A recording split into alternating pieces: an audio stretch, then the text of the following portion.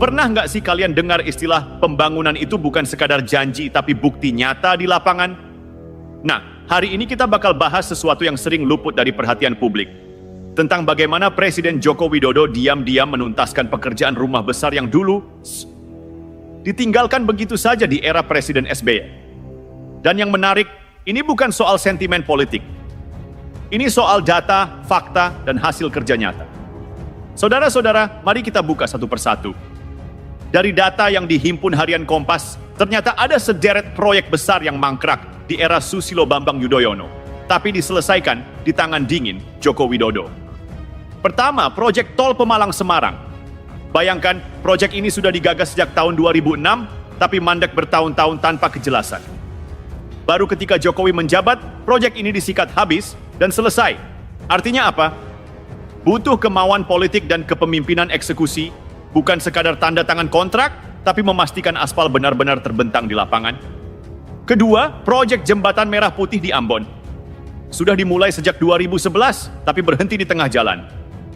Proyek ini menelan biaya lebih dari 772 miliar rupiah. Dan baru di era Jokowi, jembatan ikonik itu akhirnya berdiri megah. Bukan hanya sebagai infrastruktur, tapi simbol pemersatu Indonesia Timur.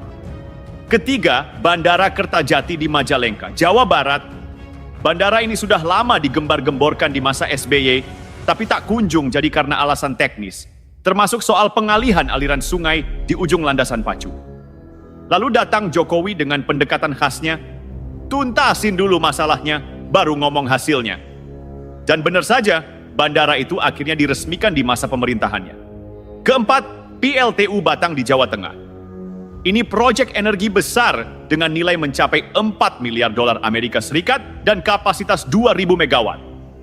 Tapi proyek ini sempat jadi cerita klasik, tersandera pembebasan lahan. Selama 4 tahun, mandek tanpa solusi. Baru ketika Jokowi turun tangan, proyek itu hidup lagi.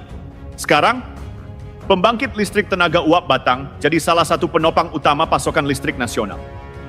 Kelima, proyek tol Balikpapan Samarinda, jalan tol pertama di Kalimantan. Sebelum Jokowi, wacana soal tol di Kalimantan cuman sebatas mimpi di atas kertas.